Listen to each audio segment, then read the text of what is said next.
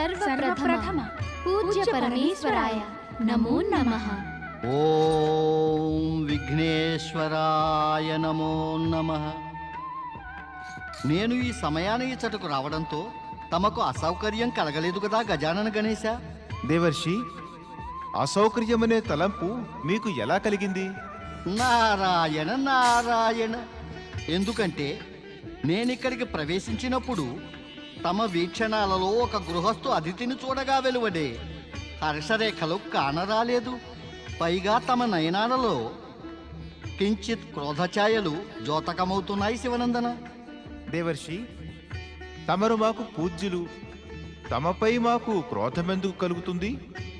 అటువంటి అనుచిత కార్యం మమ్మలను పాపకర్ములుగా చేస్తుంది. దేవర్షి, మేము తమరిని క్రోధంతో కాదు, ఆశ్చర్యంతో చూశాము. ఇక ఆశ్చర్యం ఎందుకంటారా? సాధారణంగా తమరిచ్చుటకు వేయించెయ్యరు కదా.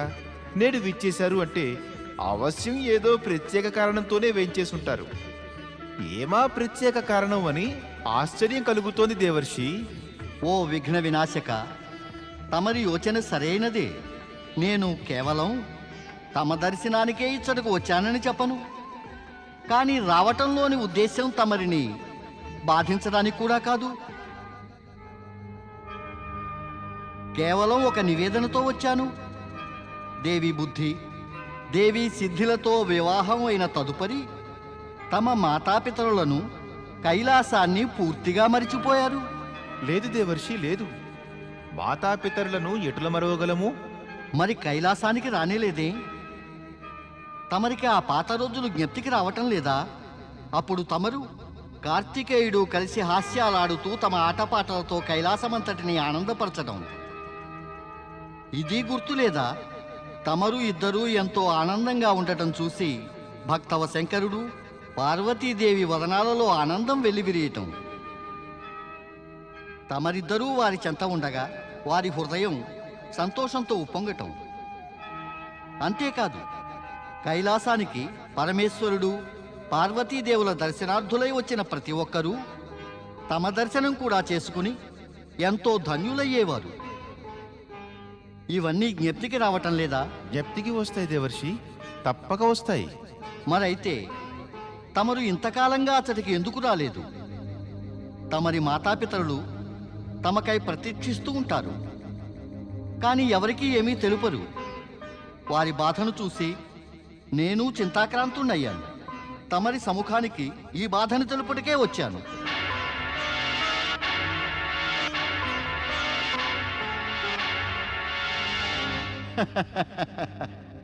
దేవీమణులారా, ఒకవేళ మీ ఇద్దరి మోహజాలంలో ఇరుక్కుపోయి శ్రీ గజాననుడు తనని తానే మరిచి తన వారి గురించి ఆలోచించటం మానలేదు కదా? లేదు దేవర్షి, లేదు. అలా ఎన్నటికీ జరగదు. అగ్రపూజా స్థానాన్ని గ్రహించిన కారణంగా శ్రీ గణేశులు వారి భక్తుల ఆరాధనలతో, పూజలతో నిరంతరము నిండి ఉండి ఒక్క క్షణము తీరిక లేకుండా అయిపోయారు. మేము ఎన్నో మార్లు వీరిని కైలాసం వెళదామని ప్రార్థించాం. కానీ వీరెప్పుడూ ఒకటే అంటారు, ఏదైనా విశేష కార్యం వస్తే కైలాసం వెళ్ళి మాతాపితృలను దర్శిద్దాం అని. ఒప్పుకుందామమ్మా, సరే అలాగే ఒప్పుకుందాం. గణేశునికి తీరిక ఏమీ చిక్కటం లేదు. కానీ అటువంటి పరిస్థితుల్లో మీరిద్దరూ కైలాసానికి వెళ్ళవచ్చును కదా? తమ కోడండ్రని చూసి ఆ పరమశివుడు, పార్వతీమాత ఇంకా ఆనందించేవారు. దేవర్షి, తమరి నారదలీల జగత్ప్రసిద్ధమైనది. వివాదాలు, స్పర్ధలు ఉత్పన్నం చేయడంలో తమరి లీల అతి శ్రేష్టమైనది. అంటే తమరి మాటలతో మాకు శంక కలుగుతున్నది. ఒకవేళ మీరు పతికి, పత్నికి, ఇంకా పుత్రునికి, మాతాపితరులకు మధ్య స్పర్ధలు సృష్టించడానికి ఇవన్నీ అంటున్నారేమో అని. నారాయణ నారాయణ, తమరు నా గురించి అలా యోచించి నన్ను అపార్థం చేసుకోవద్దు గణనాయక. మీ అందరి మధ్య వైషమ్యాలను సృష్టించి నన్ను పరమశివుని, మాతా పార్వతి స్వయంగా తమరి బుద్ధిసిద్ధిల క్రోధానికి గురి అయిపోమంటారా? నారాయణ నారాయణ, నేనిచ్చట ఎక్కువ సమయం ఉంటే మీలో శంకలు మరీ పెరిగిపోయే ప్రమాదం ఉంది. కనుక నేనిక బయలుదేరుటయే నాకు అతి ఉత్తమం కదా. నారాయణ నారాయణ నారాయణ నారాయణ నారాయణ శ్రీమన్నారాయణ నారాయణ నారాయణ నారాయణ నారాయణ నారాయణ. దేవర్షి ప్రణామం.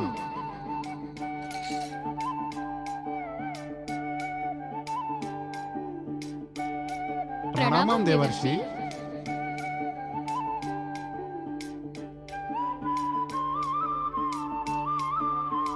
ప్రణామం దేవర్షి. ఓహోహోహో, చంద్రదేవుడు, దేవి రోహిణియ, నారదుని ప్రణామాలు స్వీకరించండి. అంతా కుశలమే కదా? తమరి సమక్షంలో ప్రసన్నంగా సంతోషంగా ఉంటే నిశ్చయంగా మేము కుశలులమనే కదా దేవర్షి. నారాయణ నారాయణ. చంద్రదేవ, బహుకాలం తర్వాత కలుస్తున్నాం కదా, అందుకని అడిగాను. అవును, మనం బహుకాలం తర్వాత కలిశాము. మరిక మిమ్మల్ని ఎవరైనా కలవాలనుకున్నా కూడా ఎలా? మీకు ఒక నిర్ణీత స్థానం అంటూ లేదాయే పెదుక్కుని రావడానికి? భక్త ప్రహ్లాదుని యుద్ధంతం జరిగిన పిదప తమరు తమ ఆశ్రమానికి వెళ్ళుటయే మానితిరి. ఇప్పుడచ్చట ఇతర ఋషులు మునిజనులు నివసిస్తున్నారు. అంటే తమరచ్చటికి నన్ను కలిసేందుకు వెళ్ళారా? లేదు దేవర్షి, మేమచ్చటికి వెళ్ళలేదు. కానీ ఆకాశ భ్రమణం చేయు సమయాన మేము పృథ్వీ యొక్క స్థితిగతుల్ని తెలుసుకుంటాము. ఇప్పుడు మీరు ఎచట నుండి వేంచేస్తున్నారు? తిరిగి ఎచటకు పయనమైపోతున్నారు దేవర్షి? నేను గణేశుని కలవాలని వినాయకుని లోకం వెళ్ళాను. ఇక ఇప్పుడు గురుదేవులు బృహస్పతి వద్దకు వెళ్తున్నాను. కానీ దేవర్షి, తమరింత ఉదాసీనంగా ఉన్నారే? పెద్ద విశేషమేమీ లేదు, అంతే. అయితే చెప్పండి, ఏం జరిగింది? అవును, మనసులోని మాట చెప్పుకుంటే మనసులోని బాధ కొంత ఉపశమిస్తుంది. అప్పుడింకా మనసు బాధారహితమవుతుంది. శ్రీ గణేశులు నన్ను అన్నటువంటి మాటలు నా మనసుని గాయపరిచాయి. ఏమిటా మాటలు దేవర్షి? బాధించే మాటలు ఏమన్నారు వినాయకులు? నారాయణ నారాయణ. ఇప్పుడు అవన్నీ కూడా చెప్పుకోవటం వ్యర్థమే దేవి. అంటే తమరు తమ బాధని తమ మదిలోనే ఉంచేసుకుంటారా? బాధను వెలువరించకపోతే కష్టం కలిగిస్తుంది. చెప్పండి దేవర్షి, అలా ఏమన్నారు గణేశులు? వారు నన్ను మనస్పర్ధలు, పరస్పర వివాదాలు సృజించేవాడిని అన్నారు. ఈ దోషారోపణ సర్వదా అనుచితం. నేను అందరి శుభం కోరుతూ ఉపకారం చేయు తలంపుతోనే సకల జగత్తు భ్రమిస్తూ ఉంటాను. నిస్సందేహంగా సర్వదేవగణాలు ఈ నిజాన్ని ఎరిగిన వారే, ఒప్పుకునేవారే. తమరేమో తమ సమయానంతా లోక కళ్యాణము మరియు పరహితం కోసమే గడుపుతూ ఉంటారు. తమరు చింతించకండి దేవర్షి. ఈ విషయాన్నింకా మర్చిపోయే ప్రయత్నం చేయండి దేవర్షి. అవును, అవశ్యం ప్రయత్నిస్తాను. నారాయణ నారాయణ నారాయణ నారాయణ నారాయణ శ్రీమన్నారాయణ నారాయణ నారాయణ నారాయణ నారాయణ నారాయణ శ్రీమన్నారాయణ నారాయణ నారాయణ నారాయణ నారాయణ నారాయణ. ప్రణామం గురుదేవ. రా నారద, బహుశా నువ్వు ఈ మధ్య తీరిక లేక ఉన్నట్టున్నావు. ఇచ్చటకు వచ్చే సమయం కూడా లేనట్టుగా ఉంది. కూర్చో. నీ మిత్రుడు పర్వతుడు నిన్ను వెదకి ఎంతో అలసిపోతున్నాడు. ఇప్పుడు నిన్ను వెదికేందుకే వెళ్ళి ఉన్నాడు. నాతో అంత అవసరం ఏమిటి గురుదేవా? నారద, నీవు మాకు శిష్యునివి అయిన తర్వాత మాకు సంపూర్ణ సేవ చేశావు. జీవితమంతా దైవహితానికి, లోకహితానికి కళ్యాణకర కార్యాలను చేస్తూ జగతిలో మా కీర్తిని ఇనుమడింపజేశావు. దాంతో నీపై ప్రసన్నలం అయ్యాం. ఆశీర్వచన రూపంలో ఒక అద్భుత బహుమతిని ఇవ్వదలిచాం. గురుదేవా, నేను తమరికి గురుదక్షిణ ఇవ్వక శిష్యునిగా నా సముచిత కర్తవ్యం నెరవేర్చలేదు. దానికి నేను సిగ్గుపడుతున్నాను. అయినా తమరు నాకేదో ప్రసాదిస్తామంటున్నారు. నారద, మేము నీ నుంచి, పర్వతం నుంచి ఎప్పుడూ గురుదక్షిణని ఆశించనే లేదు. మేము దేవగురువులం. దేవగురువు యొక్క స్థానం అన్య గురువులతో పోలిస్తే విశిష్టమైనది. మా శిష్యులు మా కృపకు పాత్రులైనప్పుడు మా వరాల్ని పొందగలరు. గురుదేవా, తమరు ఆ అద్భుత వస్తువు గురించి నాకు చెప్పి నాలో ఒక గొప్ప జిజ్ఞాసను ఉత్పన్నం చేశారు. నా జిజ్ఞాస ఆతృతగా మారిపోతోంది. కృపతో ఆ అద్భుత వస్తువు ఏమిటో నాకు తెలియచేయండి. విను నారద, నా మాటలు శ్రద్ధగా విను. స్వర్గంలోని నందనవనంలో పారిజాత వృక్ష ఉపరిభాగంలో ఒక అద్భుతమైన దివ్యఫలం ఉత్పన్నమైంది. దాని గురించి మాకు తప్ప వేరెవరికీ తెలియనే తెలియదు. ఒక విధంగా ఆ ఫలం మీద మాకు అధికారం ఉంది. నీవు ఆ దివ్య ఫలాన్ని తుంచి తీసుకురా. అదే నీ బహుమతి అనుకుని నీ వద్దనే ఉంచుకో. ఆ దివ్య ఫలం స్పృశించినంతనే కోరిన వస్తువు సంప్రాప్తిస్తుంది. ఏది చూడాలనుకున్నా అన్నీ అందులో స్పష్టంగా అగుపిస్తాయి. కానీ పొరపాటున కూడా నీవైతే ఆ దివ్య ఫలాన్ని మాత్రం భుజించే తప్పు చేయకు. దాన్ని భుజిస్తే ఏదైనా అరిష్టం కలుగుతుందా? అవును, అది అరిష్టదాయకం కూడా. అది రుచిలో అత్యంత మధురం. కానీ అది తిన్నందువలన ఆకలి శాశ్వతంగా నశించిపోతుంది. దానిని తినిన పిదప ఇక మరేదీ తినే పరిస్థితి మిగలదు. ఇక అధికంగా తర్జనభర్జన చేయకు నారద. ఆ ఫలాన్ని కోసుకొని స్వర్గం నుంచి అదృశ్యుడవైపో. మరి పర్వతునికి ఈ ఫలం గురించి తెలుసునా లేదా? లేదు, ఎప్పటికీ కాదు. అతను ఈ దివ్య ఫలానికి అర్హుడు కాడు. మేము దీని గురించి అతనికి ఏమీ చెప్పలేదు. నీవునూ చెప్పవద్దు.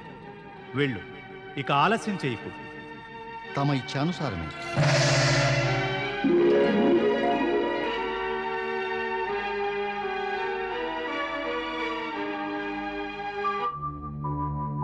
నారాయణ నారాయణ. నందనవనం, పారిజాత వృక్షం, దివ్యఫలం.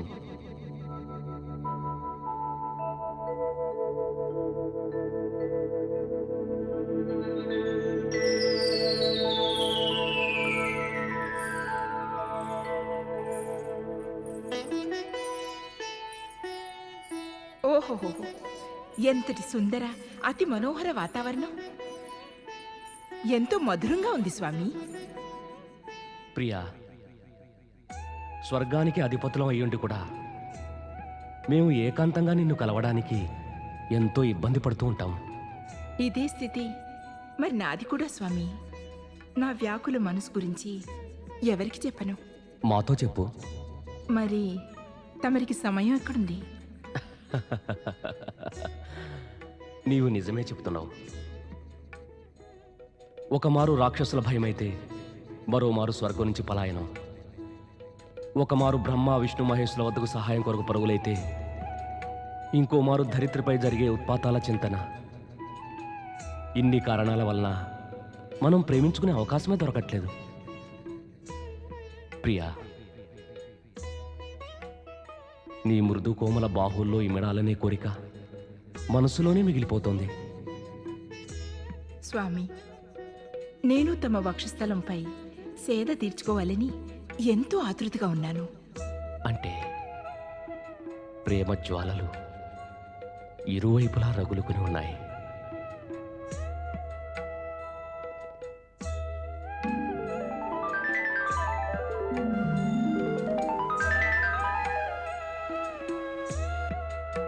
నేడొక సుదీర్ఘ అంతరాయం పిదప ఒంటరిగా మన మనసులు విప్పి మాట్లాడుకునే అవకాశం ప్రాప్తించింది.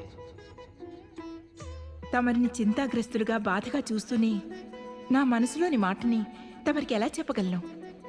మరిక కేవలం దుఃఖించేదాన్ని. స్వామి, అప్పుడప్పుడు నేను యోచిస్తాను, స్వర్గ సామ్రాజ్ఞి అయినప్పటికీ మనకి ఏం లభించినది? చింతించకు ప్రియా, చింతించకు. వ్యధాభరిత దినాలు అంతమయ్యాయి. అవును, ఇప్పుడిక మన ఏకాంతానికి ఎటువంటి అడ్డంకి ఉండదు. స్వామి,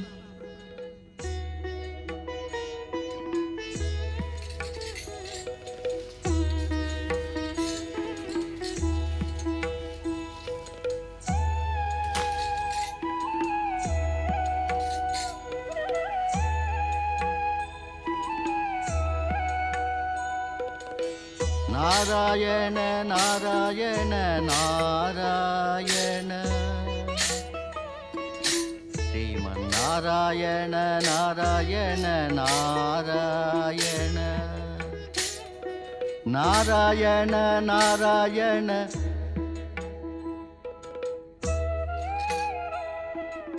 ఓ దివ్య ఫలమా, విష్ణులోక సందర్శనం కలుగుజేయి.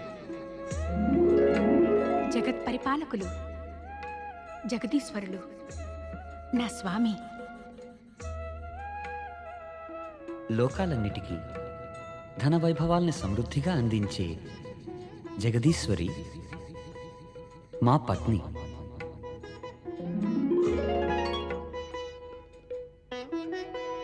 ఇక్కడ ప్రేమ పాఠాలే సాగుతున్నాయి. నారాయణ నారాయణ.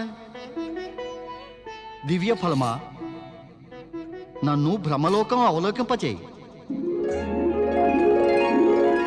ఓం బ్రహ్మదేవాయ నమో నమః.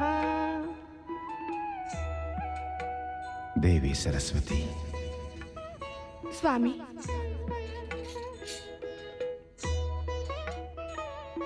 పరమపిత, నేను ధన్యుణ్ణయ్యాను.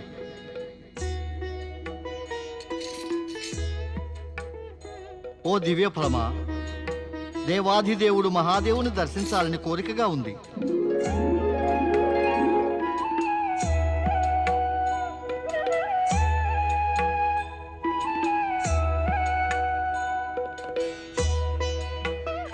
పతి పరమేశ్వరాయ నమో నమః.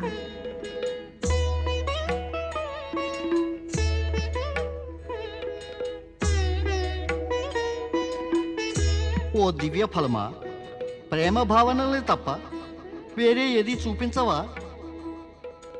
నారాయణ నారాయణ అంటే మరి దీని అర్థం నీవిప్పుడు ఏది చూపించినా కూడా అంతా ప్రేమమయమే. నారాయణ నారాయణ. ఇటువంటి పరిస్థితిలో నిన్ను నా వద్ద ఉంచుకోవటం నాకు ఎంతో అనర్థకారకం కాగలదు.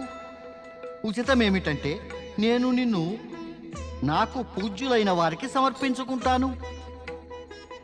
నారాయణ నారాయణ. స్వామి, తమరు నన్ను ఎందుకు అలా చూస్తున్నారు? మది అనే సాగరంలో ప్రేమ అనే అలజడి రేగితే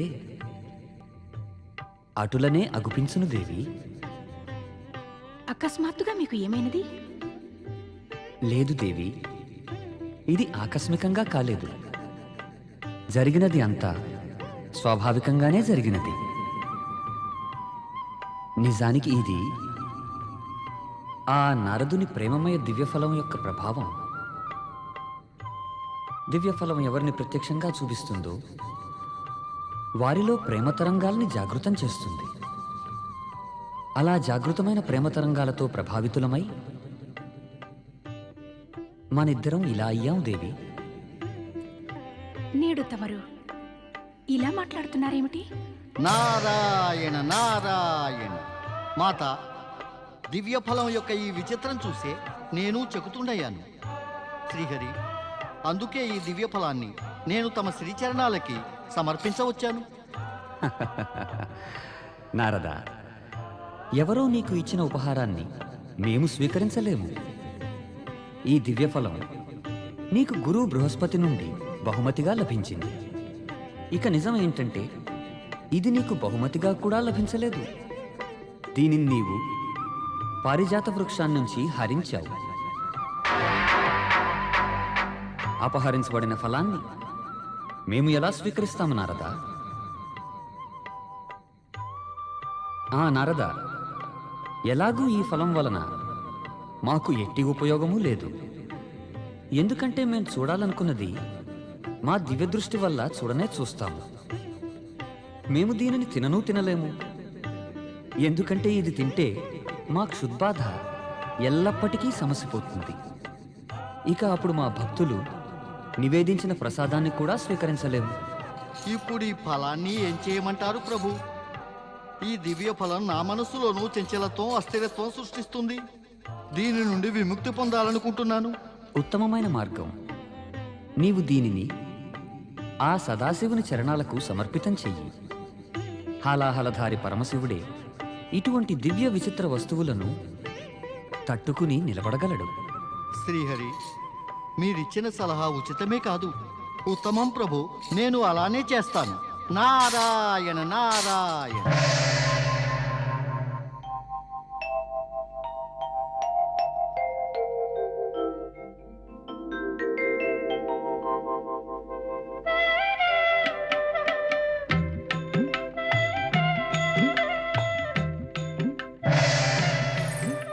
మాతా మాతా పార్వతికి పార్వతికి, పితరులు పితరులు శివశంకరులకి శివశంకరులకి ప్రణామం. ఇంత అధిక సమయం వరకు తమ శుభాశీస్సులు పొందకుండా ఉన్నందుకు మమ్మల్ని క్షమించ ప్రార్థన. బుద్ధి సిద్ధి, గణేశుని వ్యస్తత నాకు తెలుసును. ఇక మీరిరువురు రాత్రి పగలు నా పుత్రుని సేవలో నిమగ్నులయ్యి గణేశుని భక్తులకు బుద్ధిని సిద్ధిని వృద్ధిని ప్రసాదిస్తున్నారు. అందులకే మీరిక్కడికి రాలేకపోవడంలోని ఆసక్తతని అర్థం చేసుకోగలను. మాత, నీకు తెలుసు కదా, మీ ఇరువురు కూడా నా హృదయ మందిరంలో విరాజమానులై ఉన్నారు.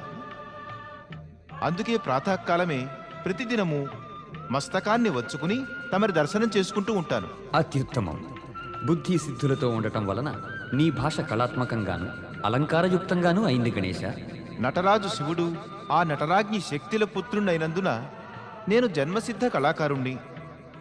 ప్రభు, ఇది ఎవరి సాంగత్య ప్రభావము కాదు. కానీ దేవర్షి నారదుడు గణేశలోకానికి వచ్చి మమ్మల్ని ఆందోళన పరిచాడు. మేము కైలాసానికి రాకుండా మాతాపితరుల భక్తికి విముఖులమవుతున్నామని. ఈ ఆరోపణని అసత్యమని నిరూపించడానికి మేం ముగ్గురము మీ సేవకై ఈ స్థితికి వచ్చాము. ఓం నమ శివాయ.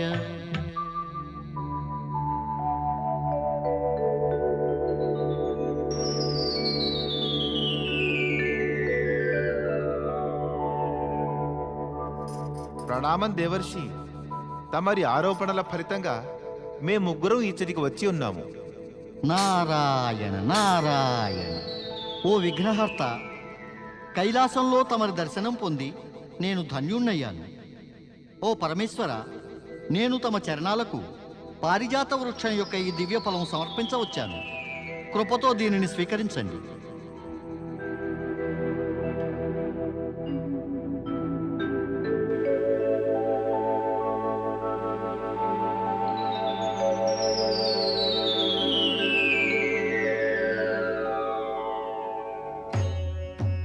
ప్రభు, మౌనంగా ఉన్నారే?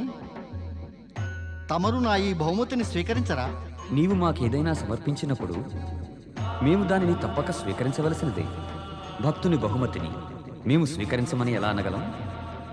కానీ ఈ దివ్యఫలము ఇక్కడే ఉంటే మాకు ఎన్నో సమస్యలను కలుగజేయవచ్చు. కనుక ఈ ఫలాన్ని వేరెవరికైనా ప్రసాదిస్తాం. మన పుత్రుడు ఇద్దరు కోడళ్ళు ఇక్కడే ఉన్నారు స్వామి. ఈ ఫలమును వీరికే ప్రసాదించండి. ఎంతో కాలమైన పిదప ఈ ముగ్గురు వచ్చారు. ఆశీర్వాద రూపంలో మనం వీరికి ఏదైనా ఇవ్వాలి కదా. లేదు దేవి, దీని గురించి మనం బ్రహ్మదేవుని సలహా అడగడం మంచిది.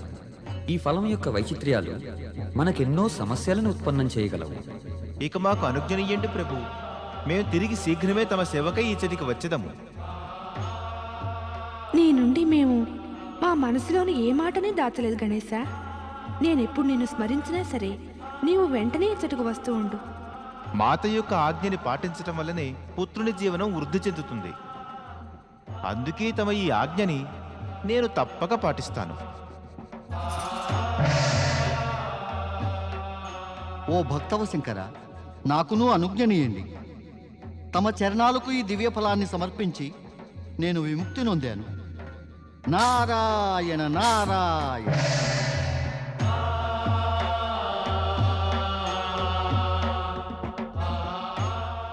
ఇందులో ఎటువంటి విశేషం ఉంది స్వామి?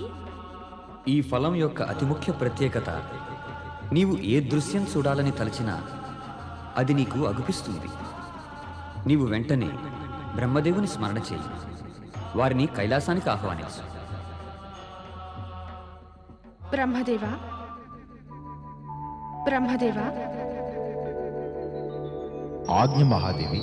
శివశంకరులు తమరిని కైలాసానికి ఆహ్వానించకోరుతున్నారు. నేను శీఘ్రమే వస్తున్నాను మహాదేవి. ఓం నమ శివాయ. ఆజ్ఞాపించండి మహాదేవా.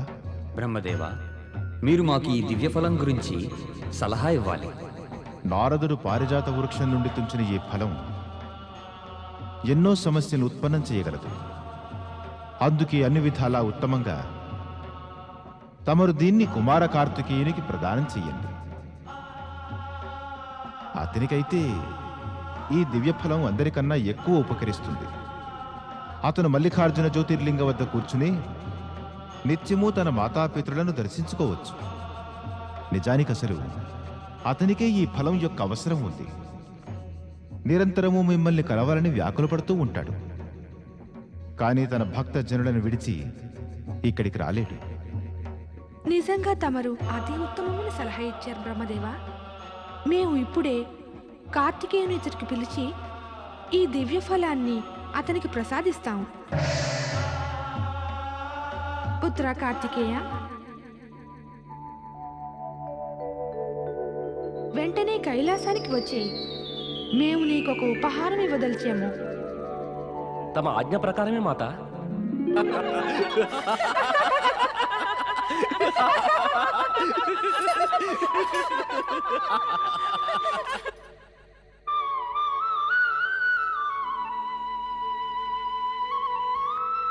ఇది చూసావా రోహిణి, విధాత విచిత్రం. అటు చూడు, ఆ గజముఖుడు లంబోదరుడు గణేశుణ్ణి. అతని చూసిన పిదప అతని ఇద్దరు సుందర పత్నులు బుద్ధి సిద్ధులను కూడా మరి చూడు. వీరికి అసలు జంట కుదిరిందా?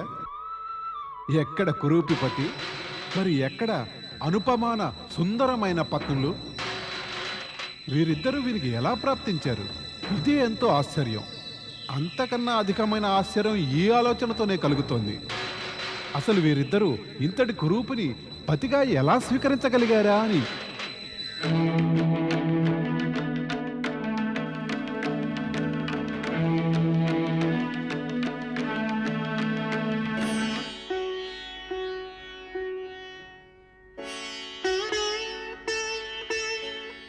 నా ఆహ్వానం అందినా కార్తికేయుడు ఇప్పటిదాకా ఇచ్చటికి ఎందుకు రాలేదు స్వామి? దేవి పార్వతి, కార్తికేయుడు అతని భక్తులలో సుబ్రహ్మణ్యేశ్వర స్వామి అనే నామంతో ప్రసిద్ధి నొందాడు. నీవు స్వయంగా చూశావు కూడా కదా.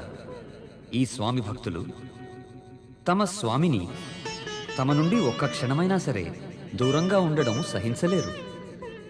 అందుకే కార్తికేయునికి రావడానికి జాప్యం అవుతూ ఉండవచ్చు. నువ్వు అధైర్యపడవలసిన అవసరమే లేదు.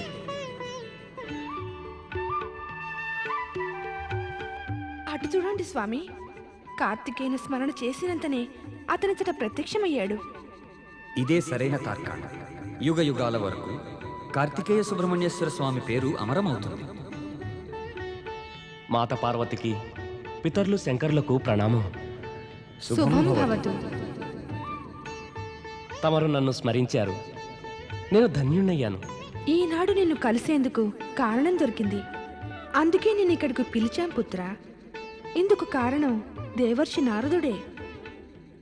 పుత్రా కార్తికేయ, దేవర్షి నారదుడు మాకు పారిజాత వృక్షం యొక్క ఈ దివ్య ఫలాన్ని తెచ్చి ఇచ్చాడు. దాన్ని మేము నీకు ప్రసాదిద్దాం అనుకుంటున్నాం. ఈ ఫలం గొప్పతనం ఏమంటే దీనిలో వాంఛిత వస్తువు లేదా వ్యక్తులని దర్శించుకోవచ్చును, వారితో సంభాషించవచ్చు కూడా. మేము ఆ దివ్య ఫలం ద్వారానే నిన్నిచటకు పిలిచాం. తీసుకో పుత్ర.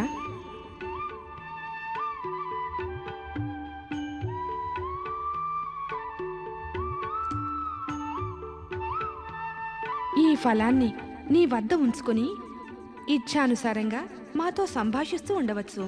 మమ్మల్ని చూడనూగలవు.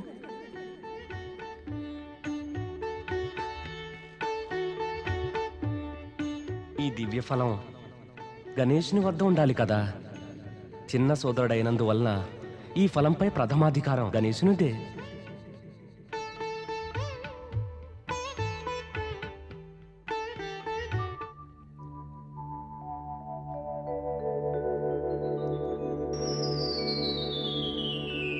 తమరు చింతితులై ఉన్నారేం స్వామి? ఏమిటో చెప్పండి స్వామి. మీరు చింతగా ఉంటే మాకు బాధ కలుగుతుంది. తమ చింతకి కారణం ఏమిటి? మేము ఈ క్షణమే దానిని అంతం చేసేస్తాము. స్వీకరించండి స్వామి.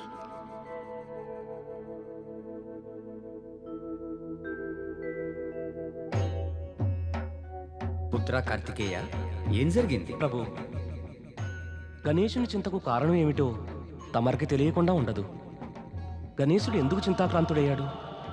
గణేశుని చింత గురించి నీవు చింతితుడవు ఎంత మాత్రమూ అవనవసరం లేదు కార్తికేయ.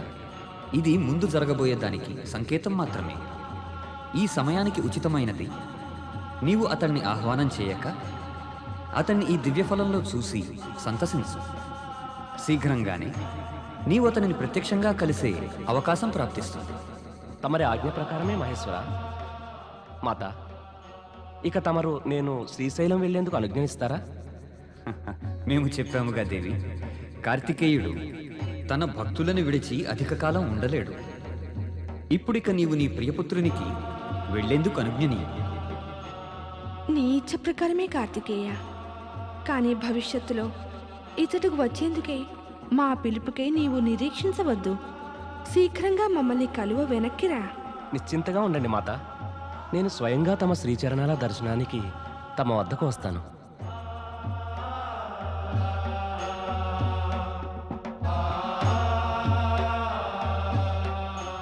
గణేశుని చింత ఏదో నన్ను చింతాగ్రస్తురాలు చేసింది స్వామి. తమరో మాట చెప్పండి. బుద్ధి సిద్ధులు ఇరువురూ చెంతనుండగా కూడా గణేశుని చింతకు కారణమేమిటి? దేవి పార్వతి, సమయాత్ పూర్వమే రహస్యం బట్టబయలు అయిపోతే దానివలన భావి సంఘటనలు ప్రభావితం అవుతాయి. అవి జరగకుండా విఘ్నాలు కలగవచ్చు. సరైన సమయానికి అన్ని విషయాలు నీకు పూర్తిగా అర్థమవుతాయి. అప్పటిదాకా నీవు నిశ్చింతగా ఉండి వేచి ఉండు.